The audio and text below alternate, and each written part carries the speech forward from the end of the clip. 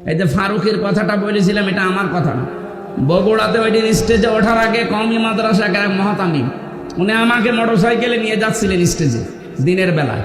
ওই সময় আমাকে ওঠার আগে বললেন যে কিছুক্ষণ আগে ফারুকি কট খেয়েছে আর আসিফ মাহমুদ স্যার ওই জায়গায় ইন হয়েছে। ওনার কথাটা আমি আসলে যাচাই করার সময় পাইনি, ওখানে আর 1.5-2 মিনিট পরে আমি স্টেজে, এই জন্য বলে ফেলেছিলাম এটা ঠিক হয়নি।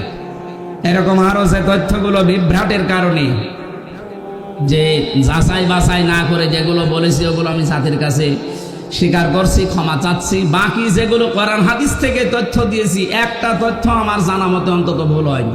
জেনারেল কিছু কথা হয়তো গড়মিল হতে পারে, মিথ্যা না, মিস্টেক হতে পারে। মিথ্যা আমি বলিনি কোনো তথ্য।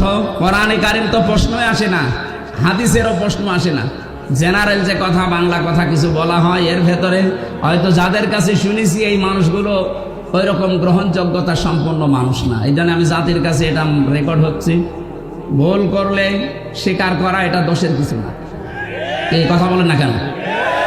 এটা আমি কোরআনের পাখির কাছে শেষ শব্দ শুনেছিলাম যে ভুল কিছু করলে স্বীকার করবা, এর দ্বারা সম্মান আরো বাড়বে। কিন্তু আমাদের চরিত্র বাংলাদেশের মানুষের ভুল করলে স্বীকার করা তো দূরের কথা, আরো বৃদ্ধি বাড়ে। এই বাংলাদেশের সত্যিকার অর্থে যারা ঈমান এনেছে, ঈমানের দাবি অনুযায়ী তারা এমন সালেহ, এমন যোগ্যতা সম্পন্ন মানুষ তৈরি করতে চাচ্ছে যারা এই দেশটা চালাতে পারে। আমি নাম নিলাম না, আপনি একটু খোঁজ করে দেখেন। সালেহ শব্দের ব্যাখ্যাটা তারা বাস্তবে আজ দেখাচ্ছে। আজ আমাদের চিকিৎসা বিভাগে লোক নেই, তারা লোক তৈরি করছে। বিচার ব্যবস্থায় লোক নেই, তারা লোক তৈরি করছে। প্রশাসনে লোক নেই, তারা লোক তৈরি করছে। তা উল্টা পাল্টা লোক না, যোগ্যতা সম্পন্ন লোক। এই কথা বলে না কেন? সালেহ শব্দটা তারা বুঝেছে। আর এটার জন্য যাদের বই লেখাপড়া করা লাগে তাদেরও আকীদা খারাপ বলেন। এই সালেহ শব্দের আধুনিক ব্যাখ্যা পেয়েছি 20 শতাব্দীর মুজাদ্দিদ সাইয়্যিদ আবুল আলা মওদুদী রহমতুল্লাহ আলাইহি তার লিখিত বই থেকে এই মানুষগুলো এই ব্যাখ্যা পেয়েছে। এই জন্যই তো তারা এখন সালেহ শব্দটাকে বাস্তবে রূপ দেওয়ার চেষ্টায় আছে। আমরা শুধু মসজিদের ইমাম ভালো এটা জানি, মাদ্রাসার মহতামিম ভালো, অধ্যক্ষ ভালো জানি, কিন্তু আমরা চাই ডাক্তারও যেন রাজশাহীর ডাক্তার ফাতিমা সিদ্দিকার মতো হয়, ডাক্তার যেন ফরিদপুরের ডাক্তার শাহিন জর্দারের মতো হয়, ডাক্তার যেন খুলনার ডাক্তার মতিয়ার রহমানের মতো হয়। এইরকম ডাক্তার বানাতে চায়, যোগ্য এবং সৎ। এই কথা বলেন না কেন? এই কর্মকাণ্ডে যারা নিজেদেরকে ইনভলভ করবে, আল্লাহ বলেন সায়াজালু, সিন দিয়েছেন, সায়াজালু লাহুমুর রহমানু বুদ্দা। সৃষ্টি জগতের ভেতর একটা মহব্বত আমি আল্লাহ তার প্রতি তৈরি করে দেব। আমি তো বাস্তবে তাই দেখতে পাচ্ছি। লোকটা সেখানে যাচ্ছে আজ পঙ্গপালের মতো মানুষ ভালোবাসায় একটু দেখার জন্য শুয়ে দেওয়ার জন্য পঙ্গপালের মতো ছুটতেছে। কেন তারা দেখা যায় না টিভিতে, তারা দেখা যায় না মোবাইলে? কোরআনের পাখি শহীদ আল্লামা দেলাওয়ার হোসাইন সাইদি রহমতুল্লাহ আলাইহি এই ময়দানে তিনি 24 বছর এসেছিলেন একাধারে। আমি ছেলের এই 3 বছরে মাত্র একদিন তার সাথে ছিলাম। তার কাছে বহু অফার এসেছিল, আমার এভাবে ভালোভাবে চেনি না। ওনার অনেক কিছুই তো দুর্বল হয়ে গেছি। আমি যখন কাছে গিয়ে বলতাম, হুজুর আমারে চেনেন, আমি হামজা। ওই যে বাশার আলামিন হামজা, তার মানে ওনার ছেলে শামীম সাইদি, মাসুদ সাইদি ভাই কয়েকজনের নাম বলতো যে এখন বাইরে এরা কথা বলছে, বাশার ভাই, আলামিন ভাই, হামজা ভাই। হামজা ওই দিন আমাকে 10 মিনিট কথা বলেছিলেন। তিনি কয়েকটা কথা বলেছিলেন ওই দিন, আমার এখন মনে পড়ছে। ওনাকে অফার দেওয়া হয়েছিল, শুধু আপনি এই যে আকীদা খারাপ যাদের বলেন, এই দলটা শুধু ছেড়ে দেন, আপনি নিজে একটা দল করেন, নিজে একটা দল করে আপনি নিজে সভাপতি হয়ে যান। বাংলাদেশে বহু দল এরকম আছে না, দুনিয়ার স্বার্থ পেয়ে নিজে দল খুলেছে, খালি নিজের সভাপতি আর ছেলে সেক্রেটারি, আর কেউ নেই। আমি কি বানিয়ে বললাম? এদেশে বহু দল এরকম আছে, শুধু নিজের সভাপতি আর ছেলে সেক্রেটারি। বাংলাদেশের একটা লোক নেই। উনি যদি নিজেও এই দলটা খুলে সভাপতি হতেন, নিজের সভাপতি ছেলে সেক্রেটারি না, লক্ষ লক্ষ মানুষ পেতেন। সে বুঝে হোক আর না বুঝে হোক, এই কথা বলেন না কেন? কিন্তু আকীদা খারাপ এই জিকির করে করে এদের ওপর আপনি জুলুম করছেন, আপনি থামবেন। নারায়ে তাকবীর। বড়া নতুন পাড়ার পক্ষ থেকে, মসজিদ কমিটির পক্ষ থেকে, মাহফিল কমিটির পক্ষ থেকে কোরআনের আলো ঘরে বাইরে জালো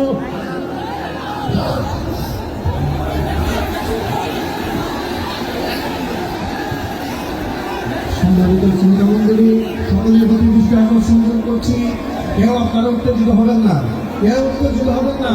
আমরা যে জায়গায় বসে আছি আলহামদুলিল্লাহ আমরা সেখানে বসে যাই।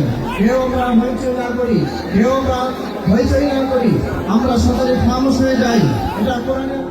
সিরাজগঞ্জ জেলার বেলকুচি থানার অন্তর্গত বওড়া কেন্দ্রীয় জামে মসজিদ প্রাঙ্গণে 2 দিন ব্যাপী 26তম ঐতিহাসিক তাফসিরুল কোরআন মাহফিলের সমাপনী রজনী কোরআনে কারিমে আমি পড়েছি সূরা নাহালের 32 নম্বর আয়াত। আল্লাহ পাক বলেন, আল্লাযীনা তাতাওয়াফাহুমুল মালাইকাতু তাজ্জিবিনা ইয়াকুলুনা সালামুন আলাইকুম উদখুলুল জান্নাতা বিমা কুনতুম তা'মালুন।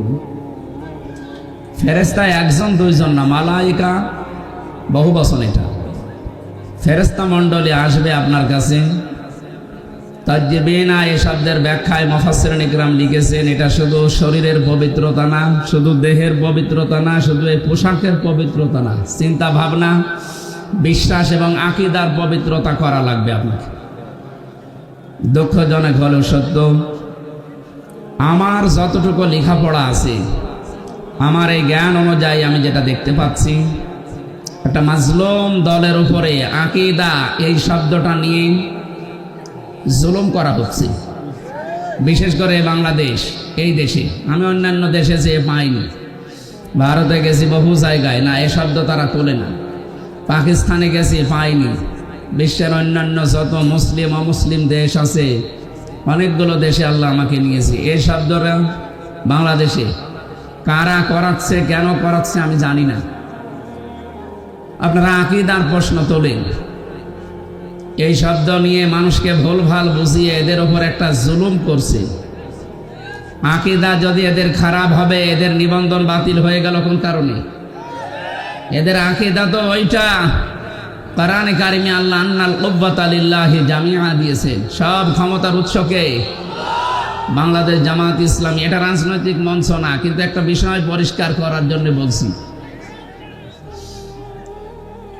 এই দলীয় গঠনতন্ত্রে এদের এই কথাটা লেখা ছিল যে ক্ষমতার উৎস জনগণ নয়, ক্ষমতার উৎসকে। এ কারণেই জালেমরা তাদের নিবন্ধন বাতিল করে দিয়েছিল বিভিন্ন ক্রস দেখিয়ে।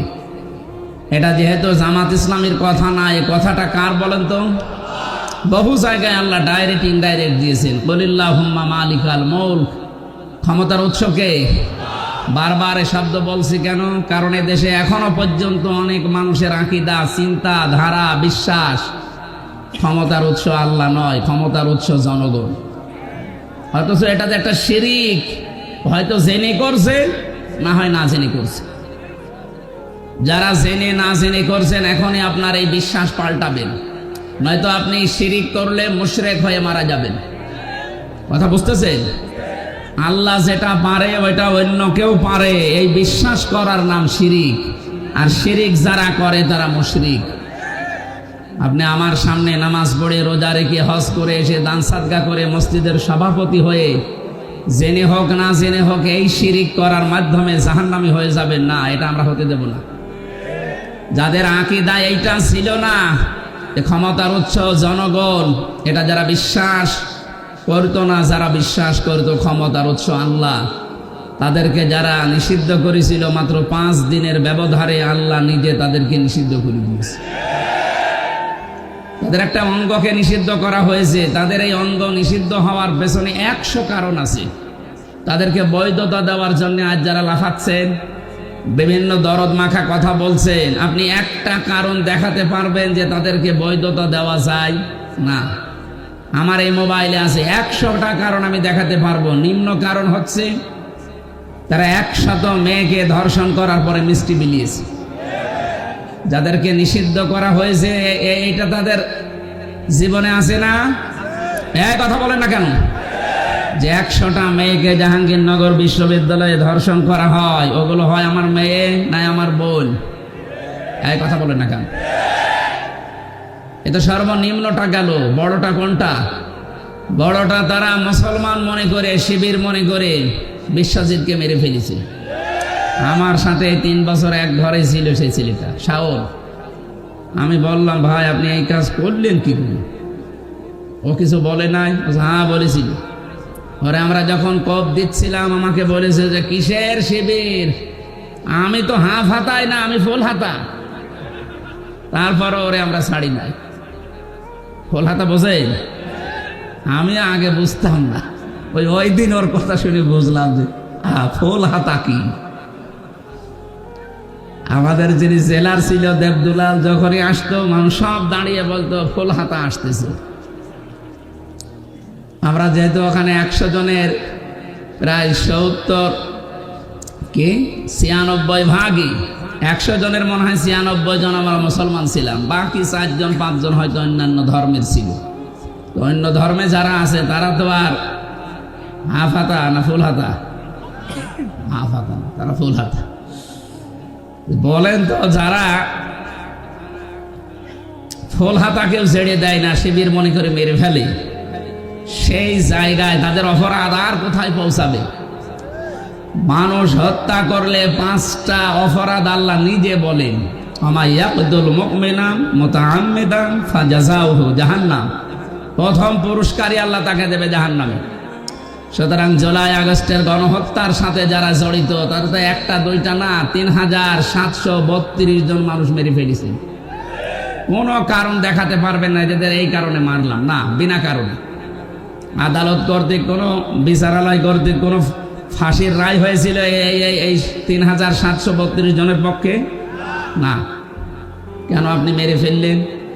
যারা এর সাথে জড়িত, টপ টু বটন যেই হোক, হয় কেউ ডাইরেক্ট কেউ ইনডাইরেক্ট, প্রত্যেকের পুরস্কার আল্লাহ দেবেন জাহান্নামে।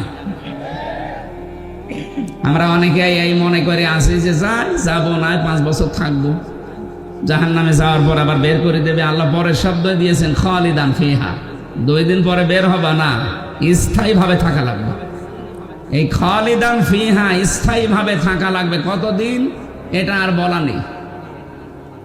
বলেন তো, এটা আর বলা নেই। ফাঁসির যাদের রায় হয়, যে মানুষগুলো যাবজ্জীবন পায়, এ সর্বনিম্ন 30 বছর জেল খাটা লাগে। কাজকর্ম করে দিলে 22 বছর, এর নিচে নেই। 22 বছর আপনাকে খাটাই লাগবে। তাও তো একটা নির্দিষ্ট মেয়াদ আছে যে 22 বছর বা 30 বছর পর আপনি বের হবেন। খালিদান ফিহার ভেতরে কিছুই নেই যে কবে আপনি বের হবেন। আরো কড়া কথা আছে এই খালিদান ফিহার পক্ষে, ইউরিদুনা আইয়াখরুজু মিনান নার ওমা হুম বিখারিজিনা মিনহা ওয়া লাহুম আযাবুম মুকিম। এই মানুষগুলো চেষ্টা চালাবে বের হওয়ার জাহান্নামের আগুন থেকে, আল্লাহ আবার ফিরিয়ে দেবেন। শুধু ফিরিয়ে দেবেন এতটুকুই আল্লাহ বলেননি, ওয়া লাহুম আযাবুম মুকিম, স্থায়ী আযাব দেবেন তাদের উপর। বের হওয়ার চেষ্টা করলে আযাব বেড়ে যাবে।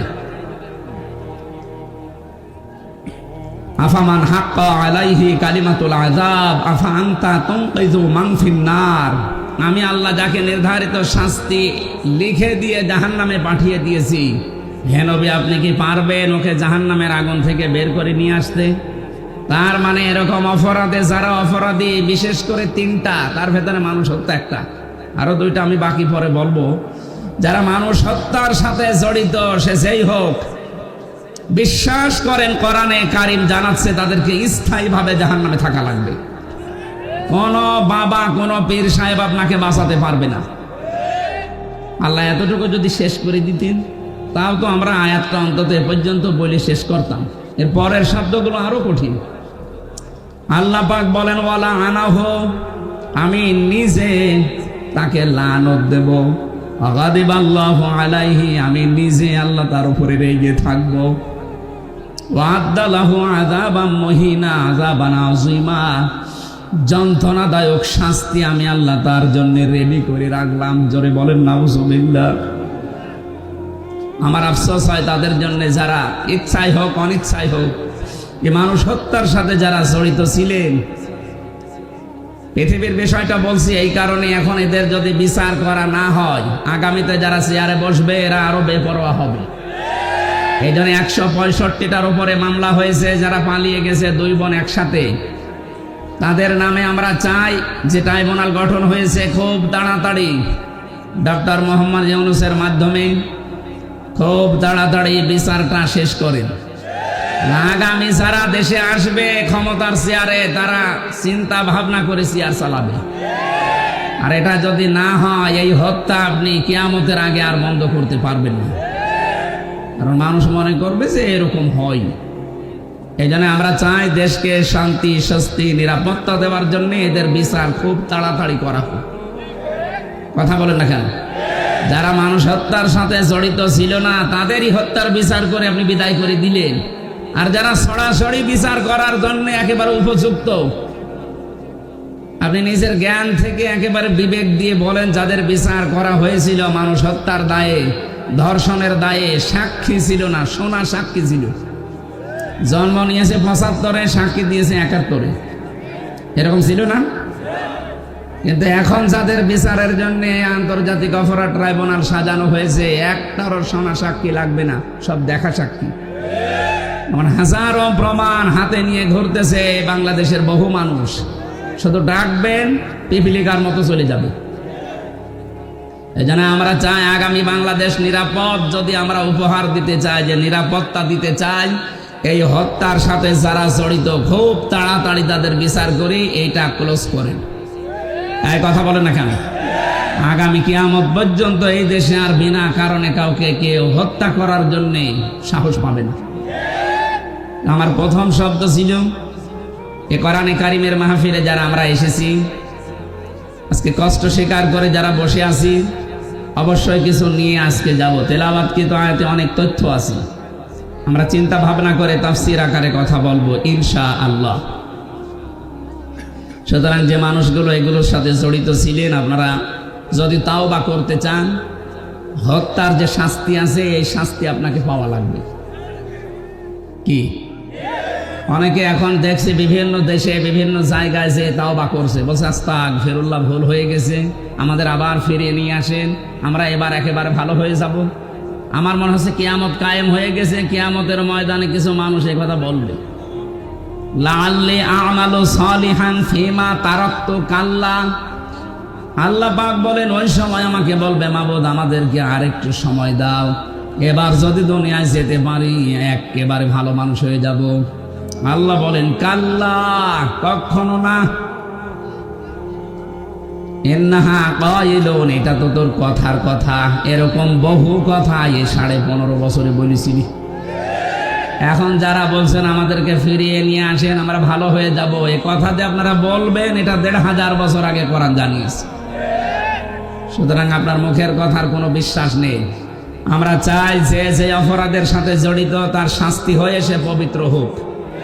সুতরাং আস্তাগফিরুল্লাহ হবে না, অপরাধ যার কাছে ক্ষমা চাবেন তার কাছে।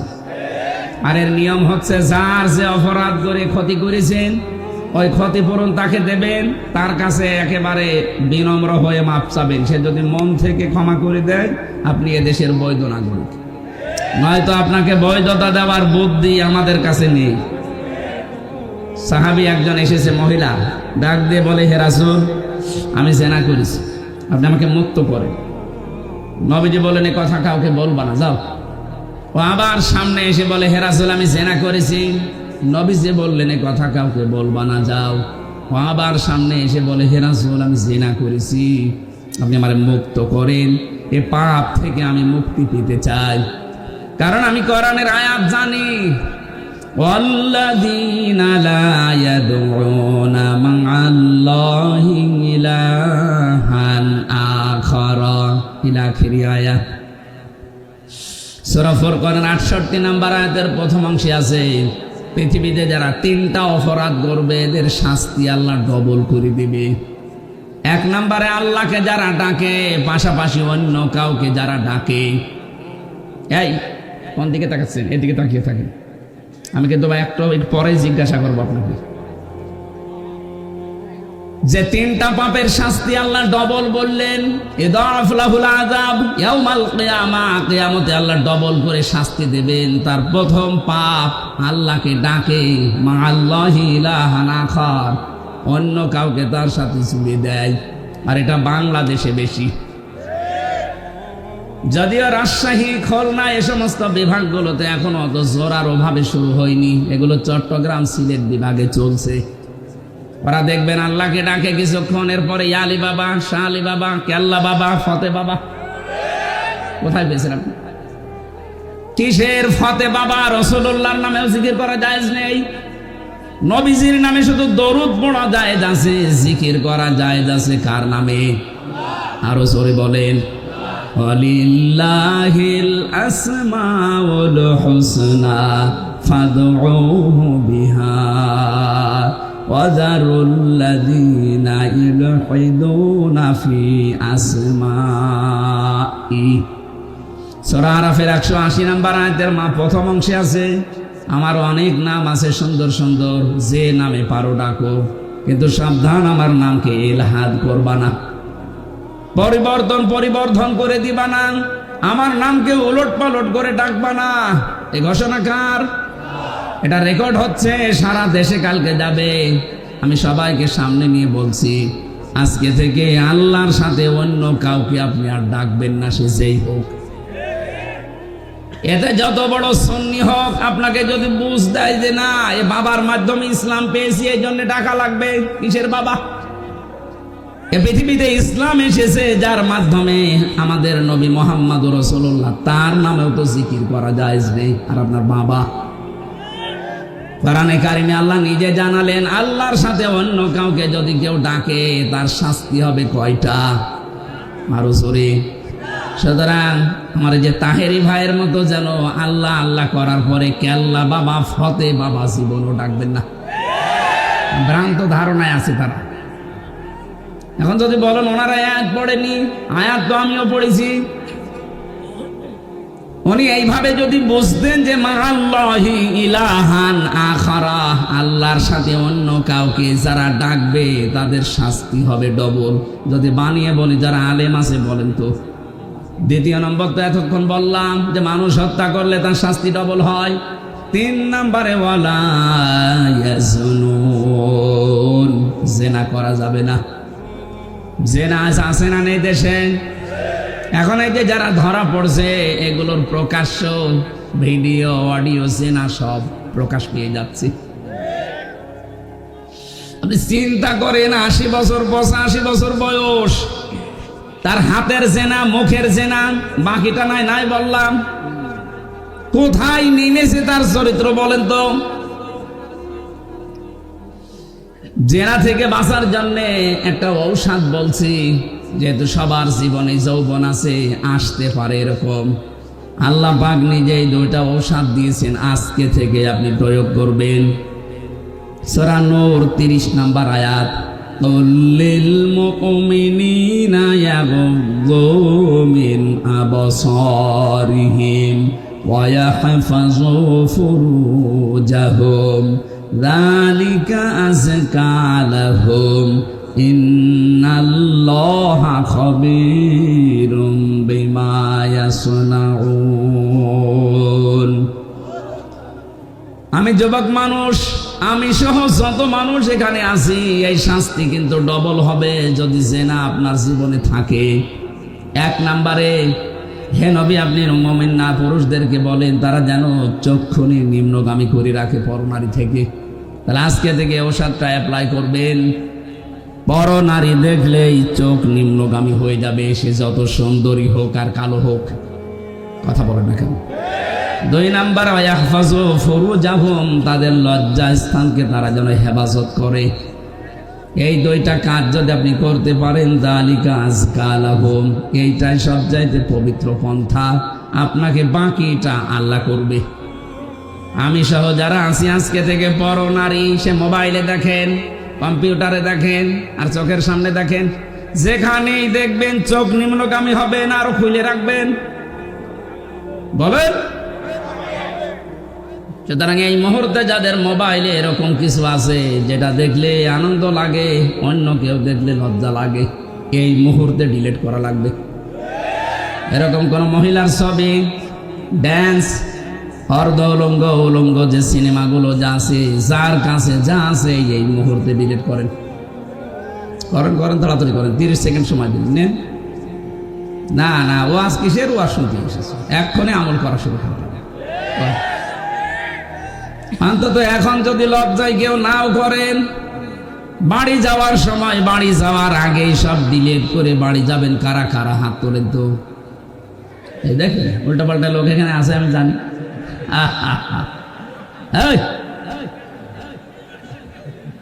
যারা আছে বাড়ি যাওয়ার আগে এগুলো শেষ করে যাবে। জেনা থেকে বাঁচা এটা আল্লাহর রহমত ছাড়া সম্ভব না, বিশেষ করে আমাদের যে জামানা চলছে এখন। তো প্রত্যেকটা জায়গা জেনা দিয়ে পরিপূর্ণ করে দিয়েছে, বিশেষ করে 15.5 বছরে যা করেছিল। কথা বলে ঠিক কিনা? জাতিকে আমাদের বাঁচাতে হবে। আমি বলছিলাম, মেয়েটা ডাক দিয়ে বলে, হে রাসূল, আমি যেহেতু জেনা করে ফেলেছি, এখান থেকে যদি মুক্তি পেতে হয় তাহলে যে শাস্তি আছে আল্লাহর কোরআনের, ওইটা প্রয়োগ করেন। ওই শাস্তি যদি হয়ে যায়, দুনিয়াতে কোনো অপরাধের শাস্তি যদি হয়, ওই শাস্তির জন্য আল্লাহ কিয়ামতে আর বিচার সাজাবেন না। শেষ। আপনি যদি আজ চুরি করেছেন, যদি হাত কেটে দেওয়া হয়, তাহলে কিয়ামতে এই বিচার আল্লাহ করবে না। মানুষ হত্যা করেছেন, দুনিয়া যদি আপনাকেও মেরে ফেলা হয় বা দিয়ত দিয়ে যদি আপনি পার পেয়ে যান, তাহলে আপনাকে কিয়ামতের দিন আল্লাহ আর বিচার করবে না। জেনা করেছেন, বিচার হয়ে যাক, কিয়ামতে আল্লাহ এই বিচার আর করবে না।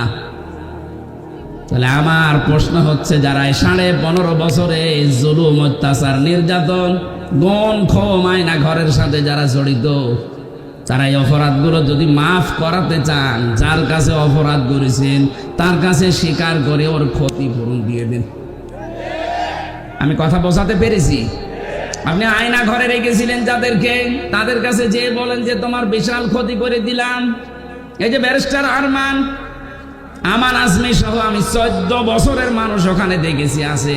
কেউ 5 বছর, 7 বছর, 8 বছর, 10 বছর, 14 বছর পড়ে আছে। এত বড় বড় নখ হয়ে গেছে, চুল দাড়ি গোপ, মনে হচ্ছে কেউ জঙ্গল থেকে বেরিয়ে আসতেছে। রিমান্ডে যখন আমার মাটির নিচে নিয়েছে, তো কিছু মানুষকে দেখেছি এই নখ দিয়ে খসিয়ে খসিয়ে ওই দেওয়ালের সাথে মাটির নিচে লিখে রেখেছে, ভাই যদি কেউ বাইরে যেতে পারেন তো এই নাম্বারে জানাবেন যে আমি বেঁচে আছি। টের পাচ্ছি?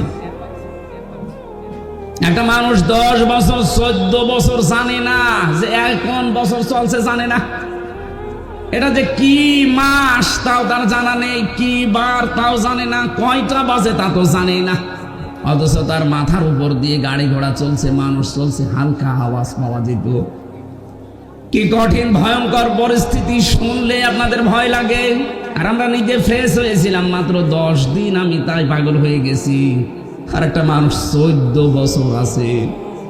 আর আপনি এখন এই সমস্ত জিনিসের সাথে যারা জড়িত ছিল, ওরা যদি বলে আস্তাগফিরুল্লাহ, আপনি কি আল্লাহর কাছে দোষ করেছেন? আপনি দোষ করেছেন যার কাছে? এরকম বহু মানুষ এই 15 বছর আপনার কারণে ব্যবসা করতে পারে নাই। হ্যাঁ, কথা বলেন না কেন? এই 15টা বছর আপনি চাঁদাবাজি করেছেন, তার অর্থনীতি নষ্ট করে দিয়েছেন। বহু মানুষকে 15 বছর তার জায়গা মতো উঠতে দেননি। এটা বানিয়ে বললাম?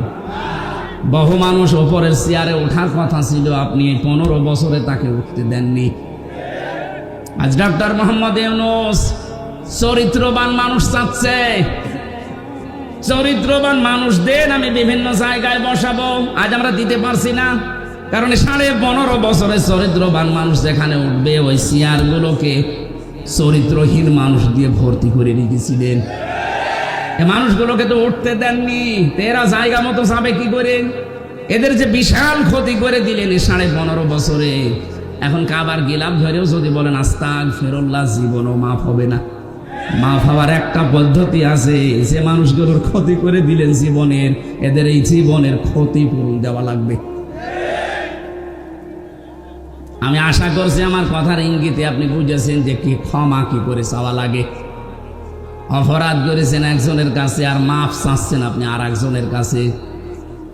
এক ওসি পেয়েছিলাম জেলখানায়, আমারে বলছে, হুজুর দেখেন তো আমার তওবাটা কেমন করে হয়ে গেল। কি এই যে নির্বাচন কেন, আমি বাইরে ছিলাম, আমার যে কনস্টেবল আছে, আমার যে এসআই আছে, এসআই আছে, দারোগা আছে, যা এদেরকে নিয়ে আমি আল্লাহর রাস্তায় ভোট কাটা আরম্ভ করলাম। রাত 12টার পর থেকে কোরআন শরীফ আমার সামনে এইভাবে বলছি, আমি ফাঁসির কন্ডেম সেলের ভেতরে আছি, উনি আমার সাথে দেখা করতে এই তাওবা শোনাচ্ছে যে আমি তাওবা করেছি, আমারটা কি হয়েছে।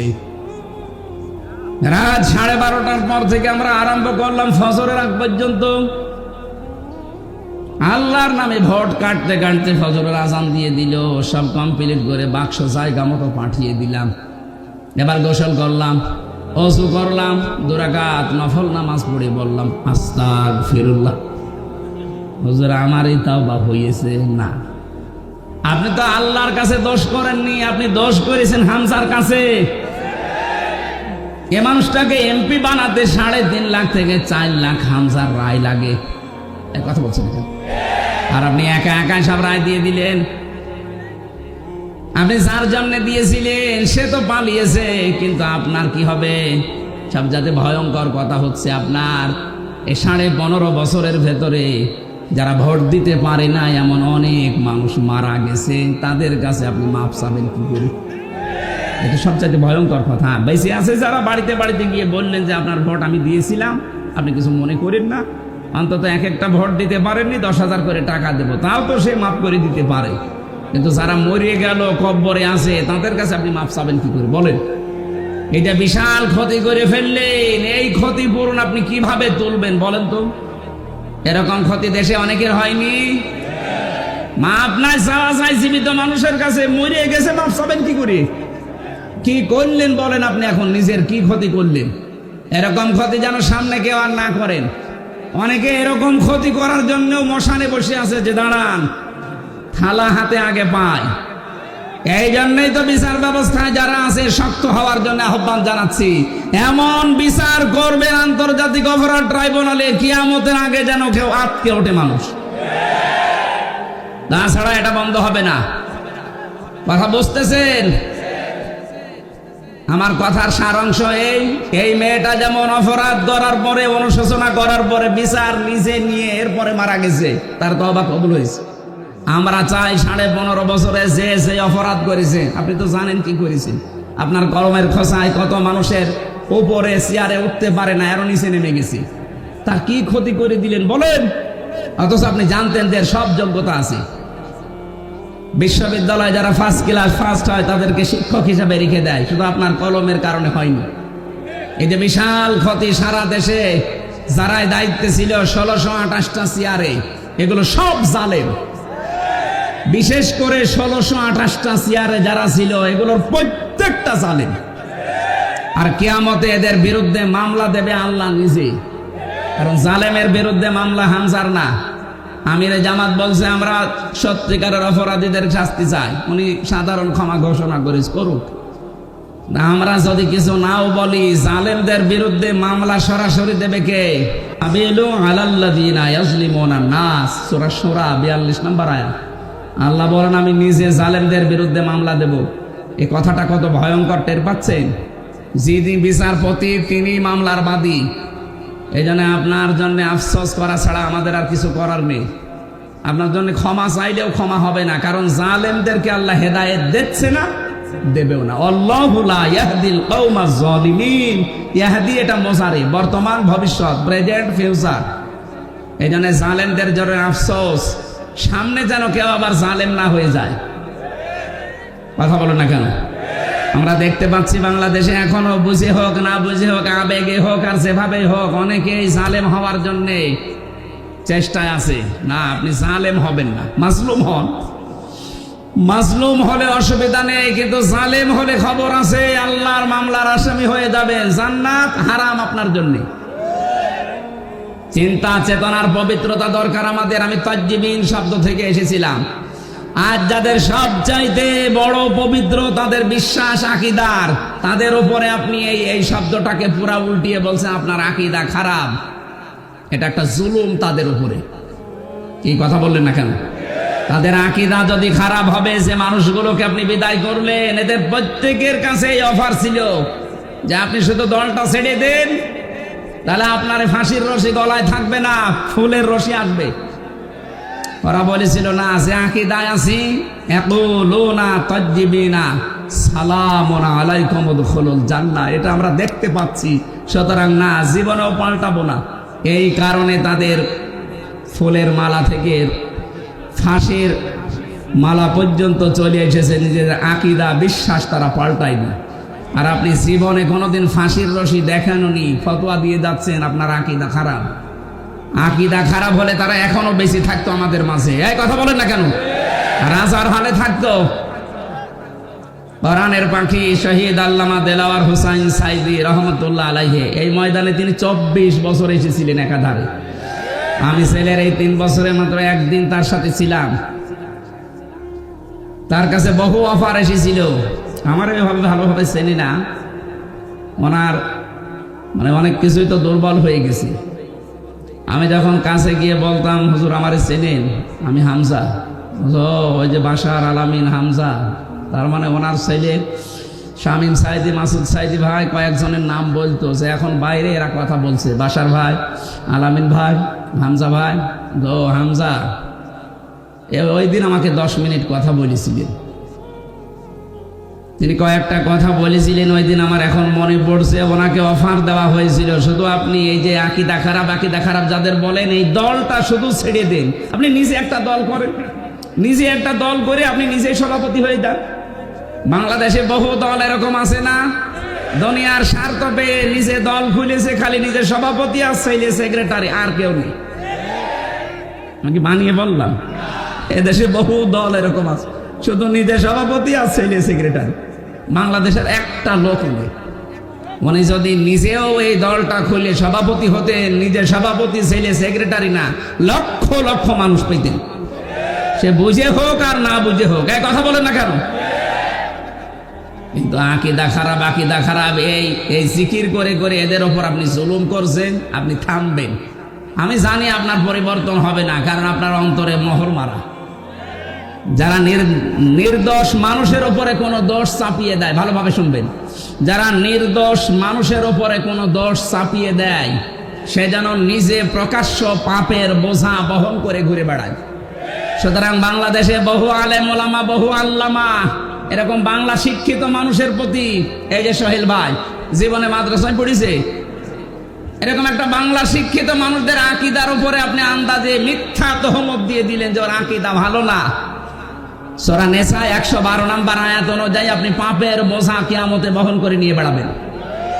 হ্যাঁ, দুনিয়াতে আল্লাহ শাস্তি আপনাকে দেবে, ওই ব্যবস্থা এখন আল্লাহ করছে না। তাই ইমাম আহমদ ইবনে হাম্বলের জামানায় আমরা দেখেছিলাম, কিতাবে পড়েছি, 2 মহিলা, একজন মারা যাওয়ার পরে আরেকজন এসে লাশ ধোয়াতে গিয়ে এই হাত আটকিয়ে গেছে তার রানের উপরে।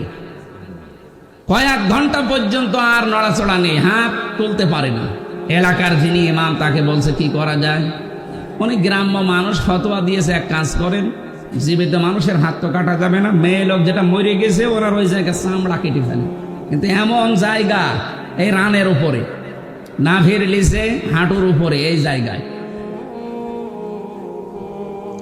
এই কাজ করলেও হতো। কিন্তু যিনি মারা গেছেন তার স্বামী বলছে না, আমার স্ত্রী মরে গেছে আর এখন চামড়া কাটবেন, মানে দরকার হয় জীবিত মানুষের হাত কেটে ফেলে। জীবিত মানুষের স্বামী যে আছে, কি বলেন, আমরা আসলাম উপকার করার জন্য, আর এখন আমাদেরই আপনি ক্ষতি করবেন না। আমার স্ত্রী ভালো মানুষ, নেককার মানুষ, আমি আমার স্ত্রীর হাত কাটতে দেব না। আর একটু বড় ইমামের কাছে গেছে, আর একটু বড় জায়গায় গেছে, শেষ পর্যন্ত ওই দেশের প্রধান বিচারপতি ইমাম মালিক মদিনাতে থাকেন, তাকে ঘোড়ায় চড়ে প্রায় 80 কিলোমিটার দূরে এই ঘটনা নিয়ে আসলেন। ইমাম মালিক পর্দার আড়াল থেকে জিজ্ঞাসা করলেন, আমি ঘটনা বলার জন্য না, 2টা শিক্ষা দেওয়ার জন্য, খুব খেয়াল করে শুনবে। আমাদের এখানে বহু মানুষের এরকম গোনা হচ্ছে, তাই বলছি। ইমাম মালিক জিজ্ঞাসা করলেন, মেয়ে কি করিস বলো। মেয়েটা বলে, ইমাম আমি কিচ্ছু করি নাই, আপনি আমাকে বাঁচান। ইমাম বলে, হ্যাঁ আমি বাঁচাতে পারি, যা যা হয়েছে তাই তাই তোমাকে সত্যি বলা লাগবে। বলে, হ্যাঁ আমি সব বলবো, বলো। আমি আসলাম বাড়ি থেকে, মেয়েটাকে চাদর দিয়ে চারদিকে ঘিরে নেওয়া আছে, তার প্রসাব পায়খানা পরিষ্কার করিয়ে আমি শুধু রানের উপরে হাত দেওয়ার সময় একটা মন্তব্য করেছিলাম। মন্তব্যটায় মারা যাওয়ার কিছুদিন আগে একটা পুরুষের সাথে বাড়িতে ঢুকতে দেখেছিলাম আমি, কিন্তু পুরুষটা কে এটা আমি ধারণায় আমার আসে নাই, চিন্তায় আসে নাই।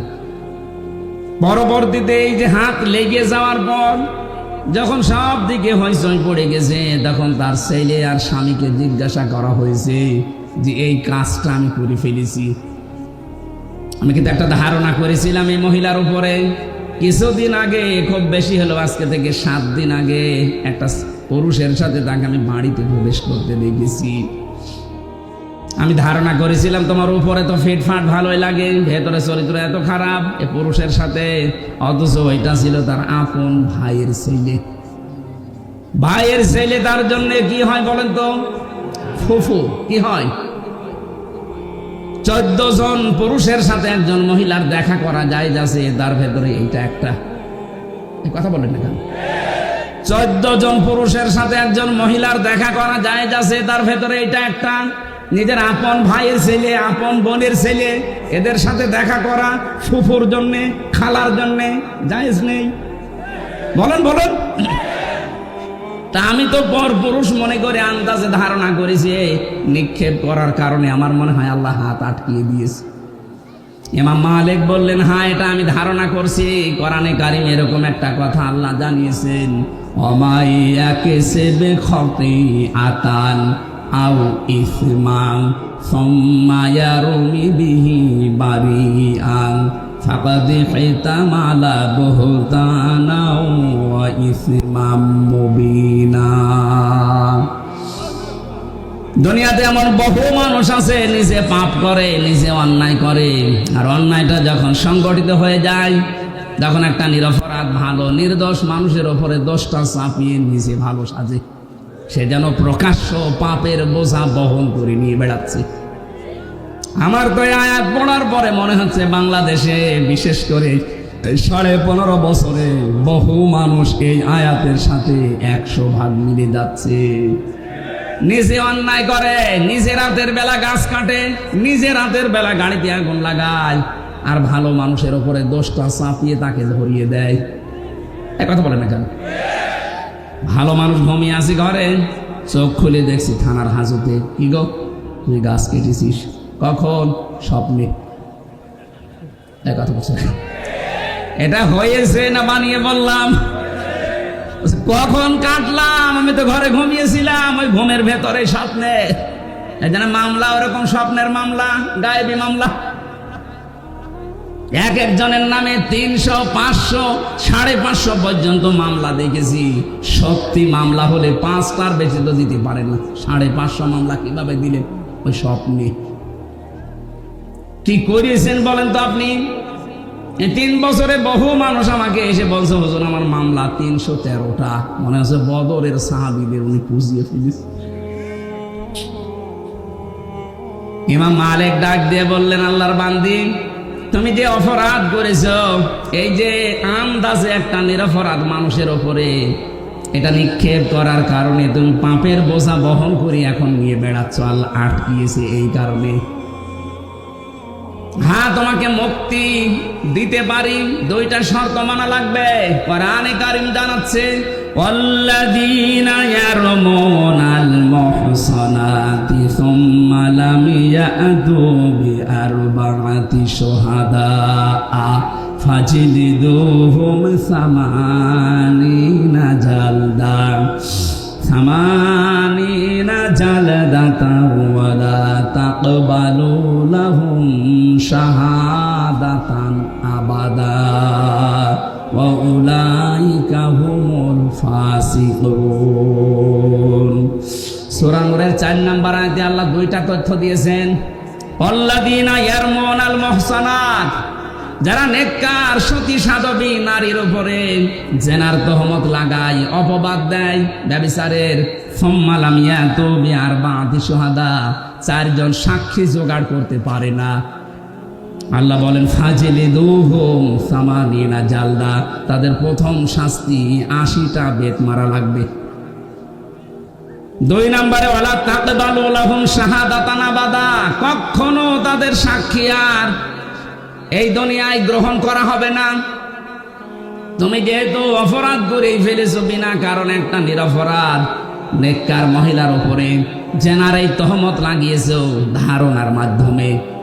সুতরাং তোমাকে দুইটা, 1 নম্বরে 4 জন সাক্ষী জোগাড় করা লাগবে। কোথায় পাবে? সাক্ষী আছে নেই।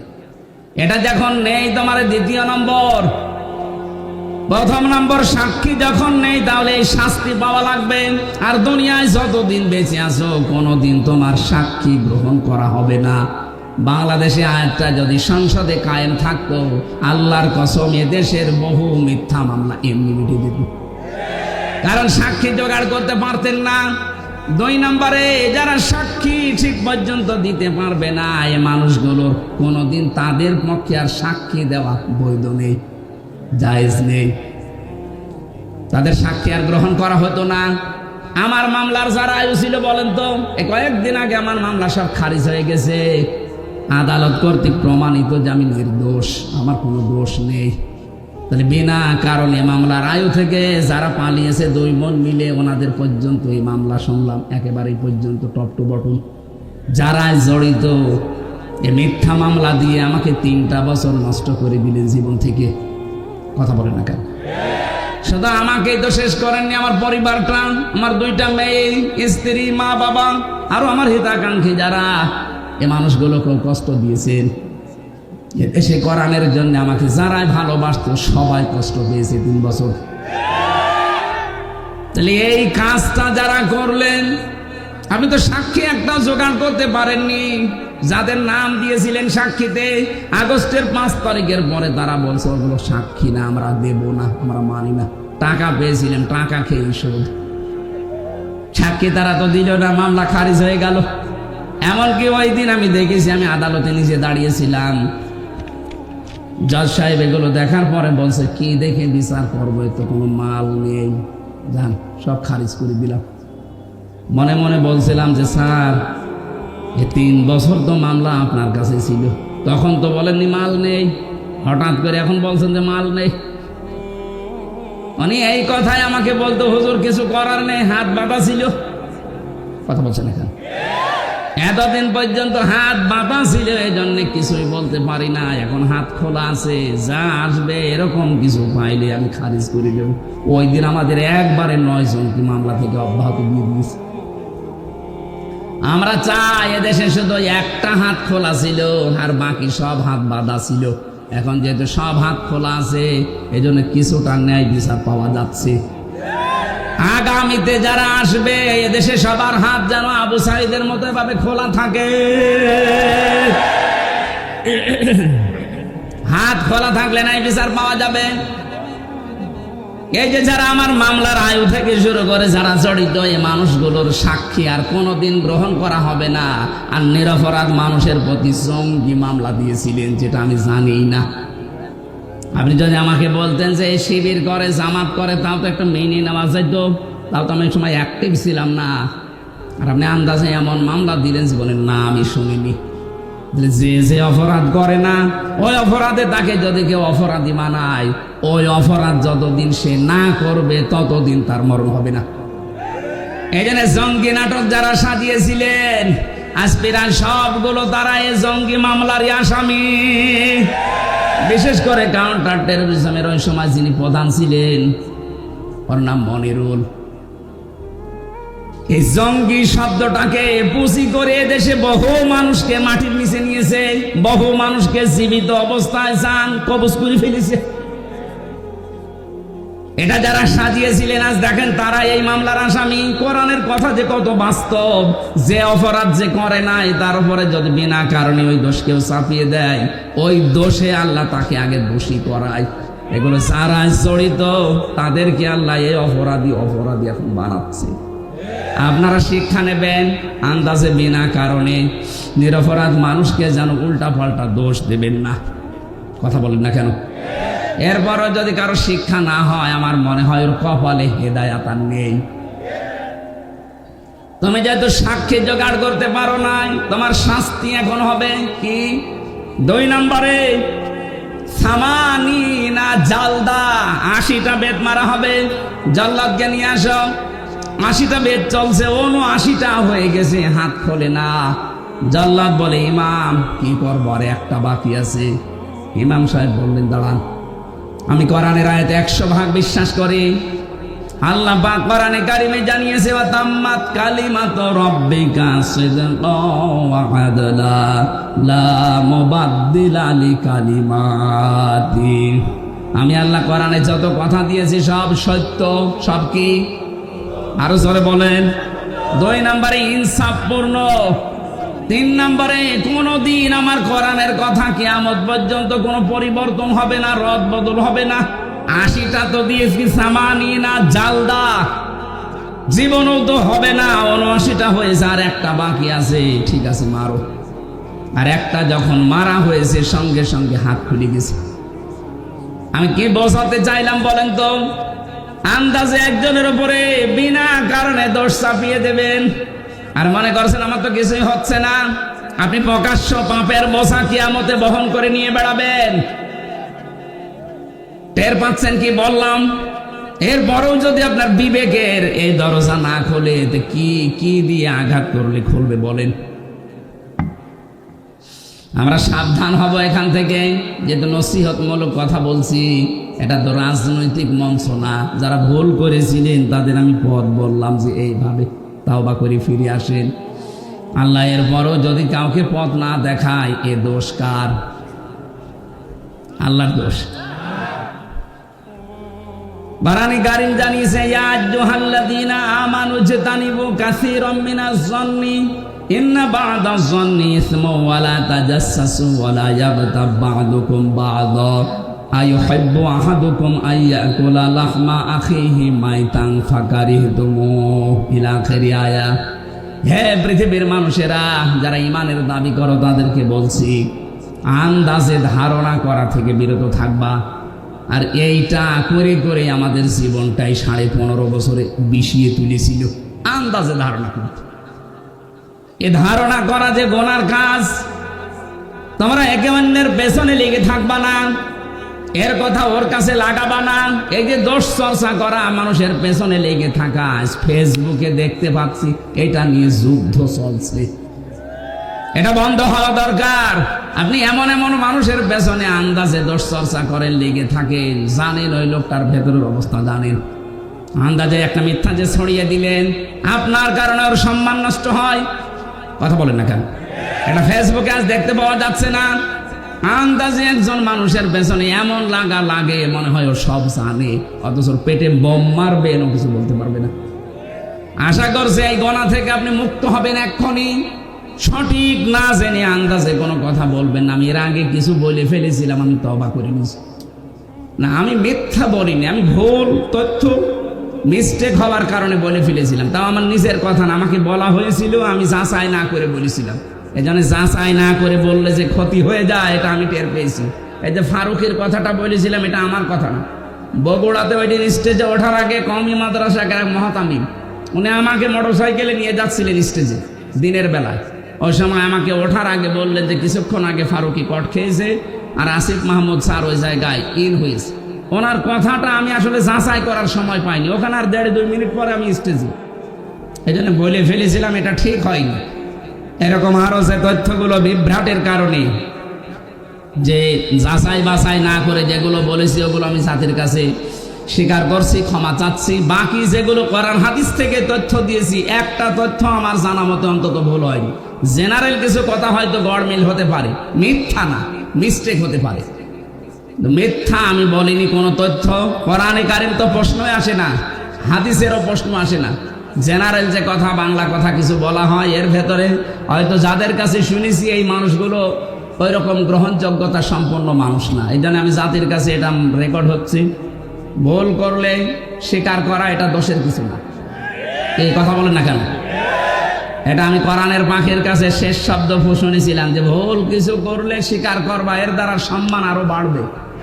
কিন্তু আমাদের চরিত্র, বাংলাদেশের মানুষের ভুল করলে স্বীকার করা তো দূরের কথা, আরো বৃদ্ধি বাড়ে।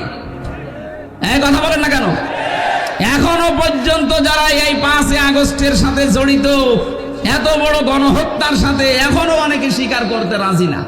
স্বীকার করেন, আপনি অনুশোচনা করেন, অনুতপ্ত হয়ে বলেন যে না, ভুল হয়ে গেছে, শাস্তি যা আছে দিন। তাহলে শাস্তি যা আছে, 165টা মামলা হয়েছে, আমার 2 মামলায় যদি 3 বছর হয়, 165টা মামলা তোমার তো মিথ্যা ছিল, আর আপনার জেনুইন মামলা। কথা বলে না কেন?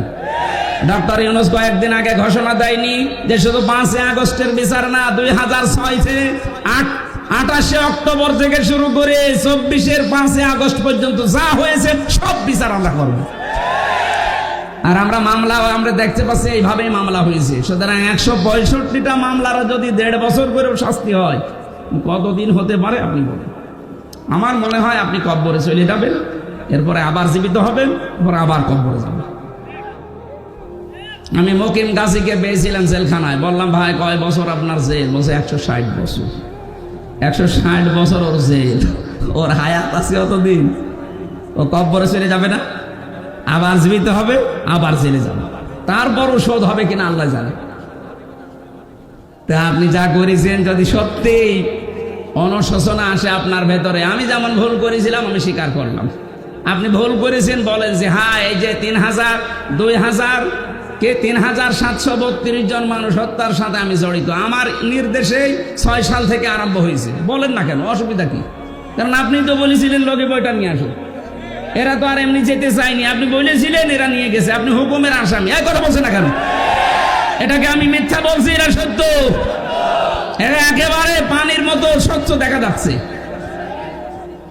এক হিন্দু ড্রাইভারকে পেয়েছিলাম ওই 7 সালে, 6 সালের ঘটনার পরে, এখান থেকে যাচ্ছিলাম আমি সিরাজগঞ্জ গোল চত্বর থেকে, মাহফিল ছিল আমার এই যে রায়গঞ্জ না রায়পুর আছে এখানে ছিল, ওনারা মোটর সাইকেলে দিয়ে গেল এই মোড়ে, তখন বাসে আসতাম, তখন কেবল দাখিল পরীক্ষা দিয়ে আলেমে পড়ি, এই সময় ওই ছোটোখাটো মিলাদ পড়তাম, আমারে নিয়ে বাসে তুলে দিল, বাসের গাড়ির ড্রাইভার এই যে নাটোর রোডে যাওয়ার সময় রাস্তার মাঝে একটা কুকুর মরিয়ে পড়ে আছে, কুকুরের উপর দিয়ে না দিয়ে বাম দিয়ে দিল, গাড়ি ঝাঁকি দিয়েছে, ড্রাইভারকে বললাম আপনি এমন করলেন, এক্ষুনি তো উল্টিয়েছে, আমার বলছে দেখছেন একটা কুকুর মরিয়ে পড়ে আছে, আমি আবার ডবল করে চাকা দেবো, আমার বিবেক নেই। আমি বললাম আরে ভাই তো মরা কুকুর, এ কি মেরে ফেললে কি আর না মারলে কি? ড্রাইভার আমার দিকে ঘুরে বলছে হুজুর আপনি কি আসলে হুজুর নাকি বেশ ধরেছে? আপনি কেমন হুজুর? দেখছেন যে মরা কুকুর পড়ে আছে, আমি ডবল করে গাড়ির চাকা চালাবো, আমার বিবেক নেই? হ্যাঁ। আপনার নাম কি? সুব্রত। তোমার নাম শুনে বুঝলাম ওর ইমান নেই, কিন্তু বিবেক আছে, এক কথা বলছে না কেন? ওর গায়ে থাবা দিয়ে বলেছিলাম যে ভাই আপনার ইমান নেই কিন্তু আপনার বিবেক আছে, যে মরা জিনিস আপনি আর ডবল করে মারলেন না। অথচ গত বছরে, এটা 7 সাল, গত বছরে 6 সালের অক্টোবরের 28 তারিখে আমার জসিম ভাইকে ওরা মেরে ফেলার পরে লাশের উপরে ড্যান্স দিয়েছে। এদেরকে মানুষ বলা যায়?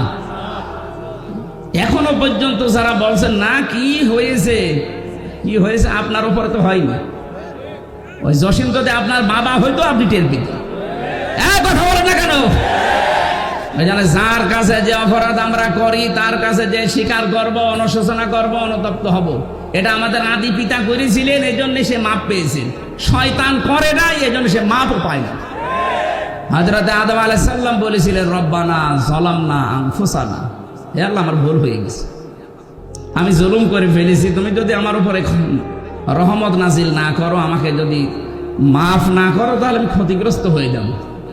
অন্যায় করার পরে স্বীকার করা, আফসোস করা, অনুশোচনা করা, অনুতপ্ত হওয়া, এটা আদম আলাইহিস সালামের খাসিয়ত। কথা বলেন না কেন? আর অন্যায় করার পরে স্বীকার না করে আর্গুমেন্ট পেশ করা শয়তানের খাসিয়ত। ও বলেছিল আনা খায়রুম মিনহু খালাকতানি মিন নার ওয়া খালাকতাহু মিন তিন, যে আমি একে সেজদা দেব মানে আমি আগুনের তৈরি আর ওটা মাটির তৈরি, আমার ভেতরে পাওয়ার আছে, শক্তি আছে, আমি সব জ্বালিয়ে দিতে পারি, আর ও তো মাটি পড়ে থাকে, তো ক্ষমতাই নেই। শয়তান অহংকার করেছিল ক্ষমতার, পাওয়ারে, কিসের? বলেন বলেন। শয়তান যদি ক্ষমতার অহংকার করার কারণে আল্লাহর কাছে 2টা জিনিস থেকে চিরবঞ্চিত হয়েছে, 1 নম্বরে শয়তান কোনোদিন ক্ষমা পাবে না, 2 নম্বরে শয়তান কোনোদিন জান্নাত পাবে না। এই 15.5 বছরে যারা ক্ষমতার দম্ভ দেখিয়েছেন, যারা ক্ষমতার দম্ভ দেখিয়েছিলেন, বলেন তো এই শয়তানের সাথে মিলে যাচ্ছে কিনা? আমি কোরআনে কারিমে একটা আয়াত পেয়েছি, আল্লাহ পাক বলেন ফাতিলকা বুয়ুতুহুম খাওফিয়াতাম বিমা যালামু, আল্লাহ যেন হাত দিয়ে দেখাচ্ছে, হে নবী ওই যে ওই ঘরের দিকে তাকান, ফাতিলকা বুয়ুতুহুম খাওবিয়াতাম বিমা যালামু ইন্না ফি যালিকা লাআয়াতাল লিকাউমি ইয়ালামুন। এটা সূরা নমলের ভেতরে আছে 52 নম্বর আয়াত। আপনি একটু তাকান না কেন, আমি হাত দিয়ে দেখাচ্ছি। ওই যে ওই ঘর, যে ঘরে বসে জালেমরা দুর্বিসন্ধি করত। আর সারা বাংলাদেশের 64 জেলার অবস্থা এক। যেখানে যেখানে জালেমরা দুর্বিসন্ধি করেছে ইসলামপন্থী মানুষদের বিরুদ্ধে, এ ঘরগুলো আজ আল্লাহ উজাড় গৃহ বানিয়ে দিয়েছে। আমার কুষ্টিয়ার খবর বলছি, সারা দেশের অবস্থায় কিন্তু একই। আপনি তাকান, এ ঘরগুলো আজ আল্লাহ মনে হচ্ছে হাত দিয়ে দেখাচ্ছে। ওই দেখ হানিফের ঘরের দিকে তাকা, টয়লেট বানিয়ে দিয়েছে, জাতীয় টয়লেট। আবু জেহেলের বাড়ি বানিয়েছিল আন্তর্জাতিক টয়লেট। এখানে তো আর আন্তর্জাতিক মানুষ আসে না, এই জন্য এটা বানিয়েছে জাতীয় টয়লেট। ইনোর বাড়ি বানিয়ে দিয়েছে জাতীয় টয়লেট। শুধু ওর বাড়ি না, ওর চেহারা পর্যন্ত মানুষ এখন পচা ডিম মারছে। এই কথা বলেন না কেন? এর চাইতে আল্লাহ কি দেখাবে আর বলেন তো? এটা তো কুষ্টিয়ার খবর বললাম, বাকি জেলাতে এর চাইতেও খারাপ অবস্থা। বিশেষ করে ঢাকা এত জাঁকজমকপূর্ণ ছিল, কালকেই দেখলাম পেপারে, এত জাঁকজমকপূর্ণ ছিল যে জায়গাটা শুধু যেতে পারলে অনেকে চুমা খেত। সেই জায়গাটা এখন উজাড় গৃহ হয়ে গেছে। এই 3 মাসের ভেতরে সেই জায়গা মনে হচ্ছে শয়তান বাস করে। আপনি যেতে দেন এভাবে, আর কিছুদিন ওই জায়গাটাও আমার মনে হয় আবু জেহেলের বাড়ির মতো আন্তর্জাতিক টয়লেট হয়ে যেতে পারে। কাবা শরীফ যখন তাওয়াফ করছিলাম 16 সালে, হঠাৎ আমি উপরে আসলাম, দেখে আমার পেটে ব্যথা করছে। এক পুলিশকে ডাক দিয়ে বললাম, ভাই আমি তো এতক্ষণ ভালোই ছিলাম, আমার নিজের ভাষা না ওর ভাষা দিয়ে, যে এখন আমার পেটে ব্যথা করছে, কারণ কি? পুলিশ আমারে বলছে, ইয়া হাজি ওল হজ্জা তাই না বিলাদুকা। হাজি, দেশ কোথায়? যেহেতু মেন বাংলাদেশ, বাংলাদেশ থেকে এসেছি। আমার বলছে, আপনি জানেন না এটা কোন জায়গা? না তো। আবু জেহেলের বাড়ি, আপনি এখনো পায়খানা না করে দাঁড়িয়ে আছেন, তাড়াতাড়ি করে। আল্লাহ সত্যি ওর কথা মতো যে কাজ করে দেখে আমার পেটের ব্যথা ভালো হয়ে গেছে। আমার তো মনে হচ্ছে এরকমই কিছু সামনে হতে যাচ্ছে। নাই তো আল্লাহ ফা তিলকা দিত না। তিলকার আগে ফা আছে। যারা আরবি গ্রামার বোঝে ওদের জিজ্ঞাসা করেন, বালাগাত মান থেকে ফা শব্দটা 13টা অর্থে ব্যবহার হয়। সত্যি যে সমস্ত ঘরে বসে দুর্বিসন্ধি হয়েছে জুলুম করার জন্য, ওই ঘরগুলো আল্লাহ বাস্তবে এভাবে দেখিয়েছে। ফা তিলকা বুয়ুতুহুম, বাইতুনের বহুবচন বুয়ুত, তার মানে এদেশে বহু ঘরে এরকম জুলুমের কথাবার্তা বলা হয়েছে, দুর্বিসন্ধি করা হয়েছে। এই আয়াতগুলো আমার মনে হয় সামনে আমাদেরকে আল্লাহ একেবারে খাপের খাপ মমতাজের বাপ দেখাবে। কথা বলছে না? আমাকে রাগ হয়ে গেল। এই জন্য ধারণা থেকে বেঁচে থাকবেন, উল্টাপাল্টা ধারণা করবেন না কারো উপরে। যাদের উপরে আন্দাজে এরকম তহমত দিচ্ছেন যে আকীদা খারাপ, আকীদা খারাপ, ওদের আকীদা পবিত্র কত আপনি টের পাচ্ছেন। আমি নিজে কাছে থেকে দেখেছি এই মানুষের আকীদা, বিশ্বাস, এদের যে আল্লাহর উপরে তাওয়াক্কুল, এই মানুষগুলোর যে ইখলাস, কাছে না থাকলে দূর থেকে খালি ফতোয়াই দিয়ে যাবেন। 5 দিন থাকেন তার কাছে, তার ইবাদতের মাত্রা কি আপনি এখনো টের পাননি। আন্দাজে সারা পৃথিবীর মানুষের মহব্বত আল্লাহ তার অন্তরের ভেতরে, তার মহব্বত সারা পৃথিবীর সৃষ্টি জগতের ভেতরে এমনি ঢুকিয়ে দেয়, কাজ করা লাগে। এক কথা বলছে না কেন? তার মতো চেহারার মানুষ নেই দেশে। কই তাদের উপরে তো মানুষের ভালোবাসা মহব্বত তৈরি হয় না? তৈরি হয় কেন? ইন্নাল্লাযীনা আমানু ওয়া আমিলুস সালিহাতি সায়াজআলু লাহুমুর রহমানু ওয়ুদ্দা। যারা ঈমান আনে, ঈমানের দাবি অনুযায়ী যারা ভালো ভালো কাজের আঞ্জাম দেয়, এখানে সালেহ শব্দটা আছে। সালেহ মানে কি বলেন তো? আমরা অনেকেই মনে করি সালেহ মানে নেককার, ভালো না। শুধু এতটুকু না, আধুনিক ব্যাখ্যা হচ্ছে সালেহ মানে যোগ্য। সালেহ মানে কি? এই বাংলাদেশের সত্যিকার অর্থে যারা ঈমান এনেছে, ঈমানের দাবি অনুযায়ী তারা এমন সালেহ, এমন যোগ্যতা সম্পন্ন মানুষ তৈরি করতে চাচ্ছে যারা এই দেশটা চালাতে পারে। আমি নাম নিলাম না, আপনি একটু খোঁজ করে দেখেন। সালেহ শব্দের ব্যাখ্যাটা তারা বাস্তবে আজ দেখাচ্ছে। আজ আমাদের চিকিৎসা বিভাগে লোক নেই, তারা লোক তৈরি করছে। বিচার ব্যবস্থায় লোক নেই, তারা লোক তৈরি করছে। প্রশাসনে লোক নেই, তারা লোক তৈরি করছে। উল্টা পাল্টা লোক না, যোগ্যতা সম্পন্ন লোক। এই কথা বলে না কেন? সালেহ শব্দটা তারা বুঝেছে। আর এটার জন্য যাদের বই লেখাপড়া করা লাগে তাদেরও আকীদা খারাপ বলেন। এই সালেহ শব্দের আধুনিক ব্যাখ্যা পেয়েছি, বিংশ শতাব্দীর মুজাদ্দিদ সাজ্জেদ আবুল আলা মওদুদী রহমতুল্লাহ আলাইহি তার লিখিত বই থেকে এই মানুষগুলো এই ব্যাখ্যা পেয়েছে। এই জন্যই তো তারা এখন সালেহ শব্দটাকে বাস্তবে রূপ দেওয়ার চেষ্টায় আছে।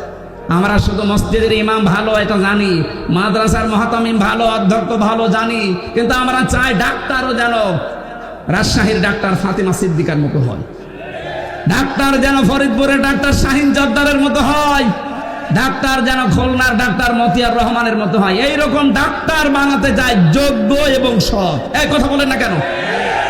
এই কর্মকাণ্ডে যারা নিজেদেরকে ইনভলভ করবে, আল্লাহ বলেন সায়া জালু, সিন দিয়েছেন, সায়া জালু লাহুমুর রহমানু হুদ্দা, সৃষ্টি জগতের ভেতর একটা মহব্বত আমি আল্লাহ তার প্রতি তৈরি করে দেব। আমি তো বাস্তবে তাই দেখতে পাচ্ছি। লোকটা সেখানে যাচ্ছে আজ পঙ্গপালের মতো মানুষ ভালোবাসায় একটু দেখার জন্য শুয়ে দেওয়ার জন্য পঙ্গপালের মতো ছুটতেছে। কেন তারা দেখা যায় না টিভিতে, তারা দেখা যায় না মোবাইলে? এই সমস্যা কি?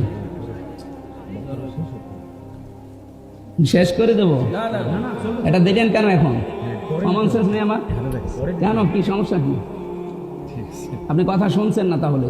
আমি কিন্তু জিজ্ঞাসা করবো সলে মানে কি? আধুনিক ব্যাখ্যা যদি বলতে না পারেন না, ওই খালি 1500 বছর আগের পড়া বাদ দিন। আমার মনে হয় বিরক্ত হয়ে গেছেন আপনারা, না? শেষ করে দেব? কোরআনে কারিম থেকে 6666, 6636, দুইটা মতই আছে। একটা মত আমরা মানি, 6666 মানেন। এর ভেতরে একটা মাত্র আয়াত পড়েছি, 4টা কথা আল্লাহ দিয়েছেন আয়াতের ভেতরে। এক একটা শব্দের ভেতরে লক্ষ লক্ষ কথা। ফি জিলালিল কোরআনে আমি জেলখানায় বসে বসে দেখেছিলাম, ওখানে জিলালিল কোরআনটা আর তাফহিমুল কোরআনটা পাওয়া যায়, অন্যান্যটা নেই। কারণ যারা যায় তারা তো এই ধরনের মানুষ যায়, এরা সেভাবে হোক ঢোকায়। আমি জিলালিল কোরআন থেকে আজকে তাফসির করছি না, আপনারা উঠে চলে যাচ্ছেন মানে? 2-1 যান, যুবক মানুষ যাবেন না, তাহলে কিন্তু সমস্যা আছে। হ্যাঁ, যুবক মানুষ যাবেন না, কারণ এখানে মেয়েদের অনেক মেয়ের বাপ আসে জামাই খুঁজতে। এখন আপনি যদি 1-1.5 ঘন্টা 2 ঘন্টা পরে চলে যান, ও বলবেন না এর কাছে মেয়ে বিয়ে দিলে মেয়ে জাহান্নামে যাবে। এই জন্যে আপনি নিজের পায়ে নিজে কোড়াল মারবেন না, অন্তত কিছুক্ষণ বসেন, কষ্ট হলে। 1-1.5 ঘন্টা আপনি যদি বসে থাকতে না পারেন, আপনার বিয়ে করলে আপনার বউ মনে হয় টেকবে না, শেষে এই সিরাজগঞ্জের বদনাম হবে। নাকি? আমি আর নিচে নামলাম না, তেলাওয়াত করছি, জবান খুলে সবাই পড়বে না। আউযু বিল্লাহি মিনাশ শাইতানির রাজিম, বিসমিল্লাহির রহমানির রহিম, ইয়া আইয়ুহাল্লাযীনা আমানু রুকউ ইলা আখির আয়া। এ পর্যন্ত থাক আজকে। এই ইরকাউ রুকু শব্দের যত ব্যাখ্যা আছে আমি টপ টু বটন চেষ্টা করব বলার। বাকি অসজুদু, ওয়াবুদু, অফআলুল খয়রা, এই 4টা। এখনো বেলকুচিতে 2টা মাহফিল আছে, এক জায়গায় অসজুদু নেব, এক জায়গায় ওয়াবুদু রব্বাকুম। অফআলুল খয়রা এটা আরো বিস্তারিত। ভালো কাজ বলতে ধোকা খাই আমরা, ভালো কাজ কি আমরা এখনো জানি না মানে কি। আমরা চেষ্টা করব বলার। প্রথমটা শুরু করছি। আল্লাহ ডাক দিয়েছেন এখানে কোনো বেঈমানকে না, ইমানদারকে। সুতরাং বেঈমান যদি থাকেন আপনি চলে যান, ওই যে চলে যাচ্ছে চলে যান। না না, বেঈমানের জন্য আজকের আয়াত না, আজকের আয়াত ইমানদারদের জন্য। যান, আপনি তাড়াতাড়ি চলে যান। এখন প্রশ্ন আসতে পারে, আমার যে ইমান আছে আমি কিভাবে টের পাবো? আমার যে বিশাল জোব্বা গাই, আমার মাথায় পাগড়ি, এত বড় টুপি, আমার ইমান নেই মানে? না, ইমান আছে কিনা সাহাবী প্রশ্ন করবে। বিশ্বনবী বললেন, ইদা সাররাতকা হাসানাতুকা ওয়া সাআতকা সাইয়্যাতুকা ফাআনতা মুমিন। মুসলিম শরীফের হাদিস।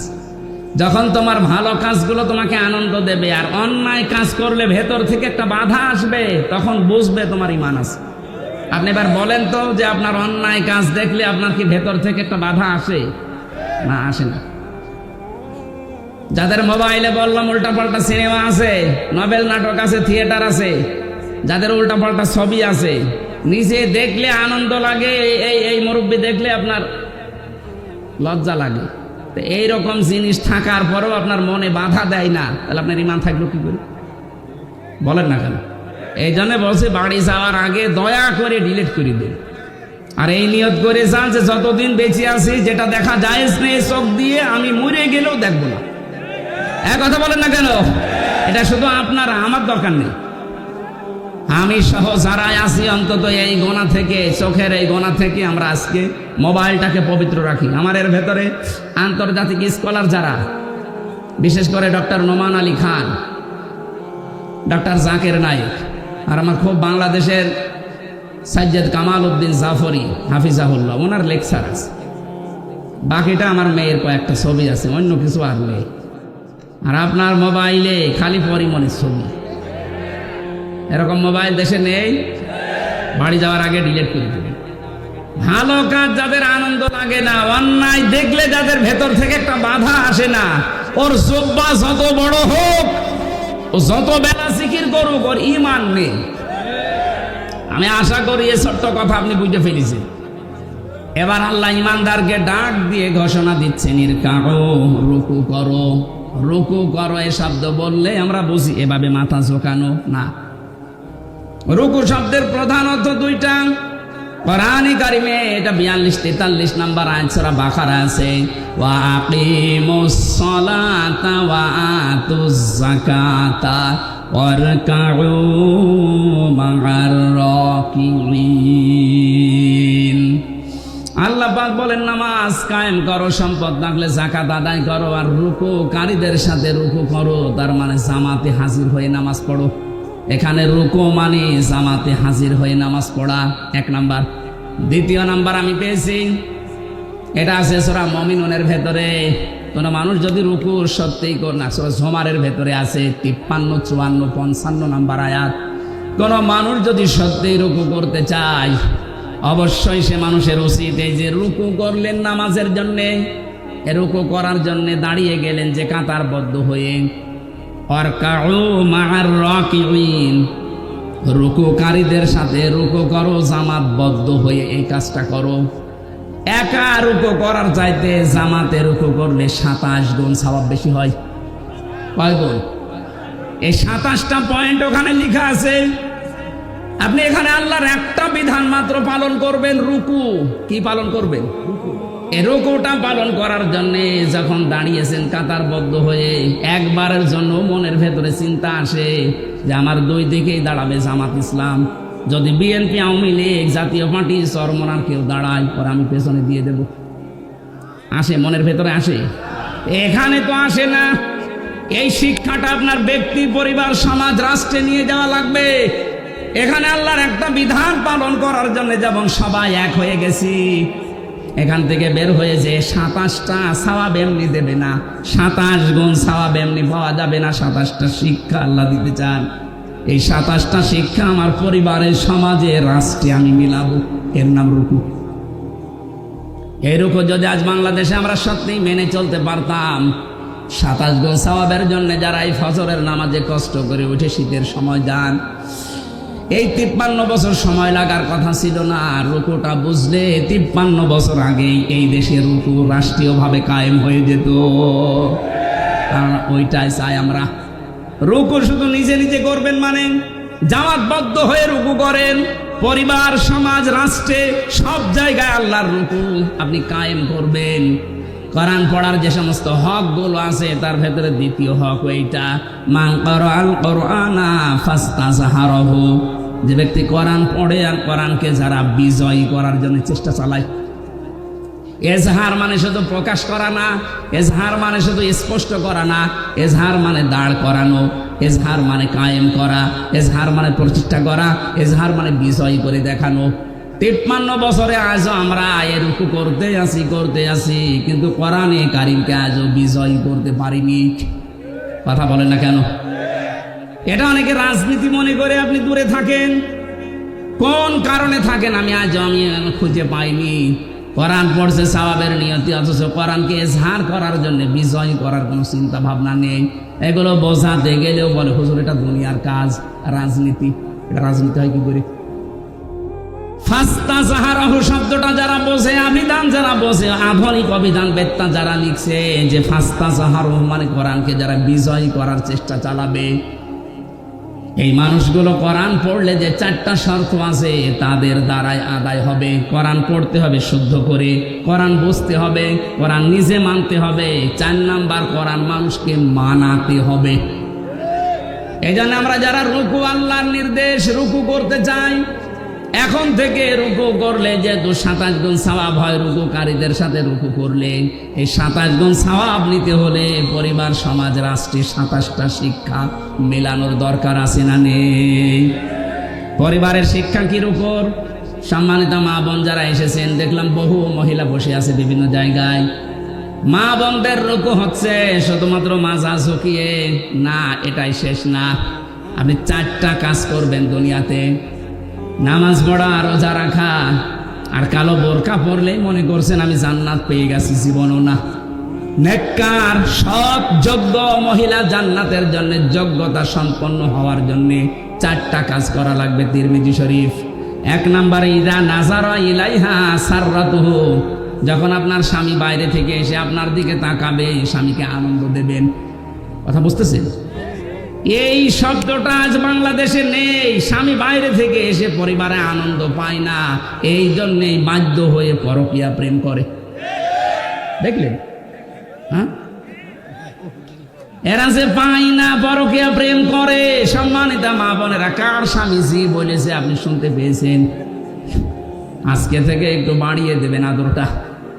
2 নম্বরে, ওয়াইদা গাবা আনহা হাফিজাতুহু, স্বামী যখন বাইরে যাবে তখন স্বামীর সম্পদ, স্বামীর সন্তান, নিজের ইজ্জত, সতীত্ব, নিজের লজ্জাস্থান, শরীর, এগুলো হেফাজত করে রাখবেন। অথচ অধিকাংশ মেয়েরা এখন স্বামী বাইরে গেলে দিন পায়। কথা বলে না কেন? মেয়েরা মোবাইলেও যদি কথা বলে, কোন ধাসে কথা বলবে আল্লাহ কোরআনে দিয়েছেন। সূরা আহজাবের 32 নম্বর আয়াতে আছে, ইয়া নিসান নাবিয়্যি লাস্তুন্না কাআহাদিম মিনান নিসাই ইনিত্তাকাইতুন্না ফালা তাখদা'না বিল কওলি ফায়াতমা'আল্লাযী ফী কলবিহি মারাদুন ওয়া কুলনা কাওলাম মা'রুফা। এটা তাফসীরে খাজেনে আছে। আমি যা বলছি অধিকাংশ ফি জিলালিল কোরআন থেকে, আর এইটা আছে তাফসীরে খাজেনে। আল্লাহ ডাক দিয়েছেন, হে নবীর স্ত্রীরা, পর্দার আড়াল থেকে। তখন নাই পর্দার আড়াল থেকে, কিন্তু এখন অর্থ হবে মোবাইলে, ফ্যাক্সে, ফোনে। যদি আপনি ফোনে কারোর সাথে কথা বলেন, কথা বলবেন সত্য কথা, মিথ্যা বলবেন না, কিন্তু ভাষা হবে রুক্ষ সূক্ষ্ম।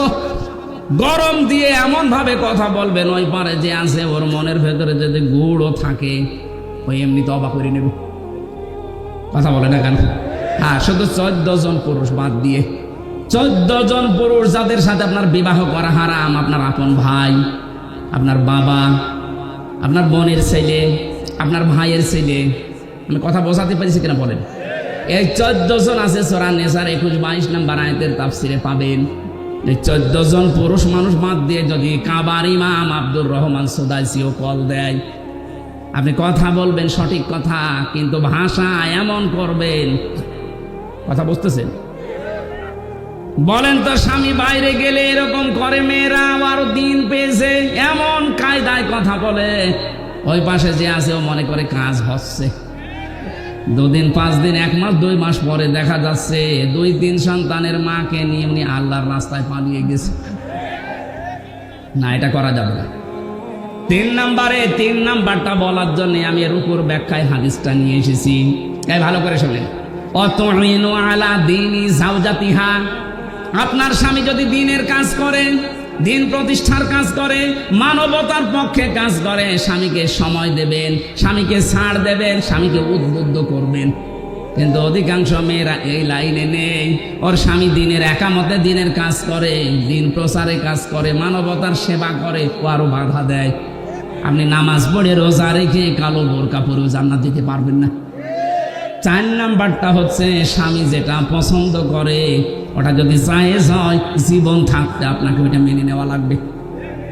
আমি স্বামী, যত স্বামী এখানে আছে, প্রত্যেকটা স্বামী আমরা চাই বিয়ের পরে যেন আমাদের মা বাবা আমাদের সাথে থাকে। আমি খেয়ে থাকি না খেয়ে থাকি, আমার মা বাবার সাথে থাকবে। কথা বলে না কেন? কিন্তু 100টার 98টা মহিলা এটা চায় না।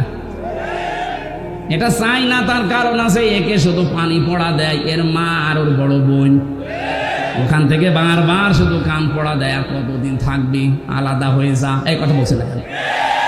এরকম ছোট মনের বউ আছে? কার আছে হাত তোলেন তো?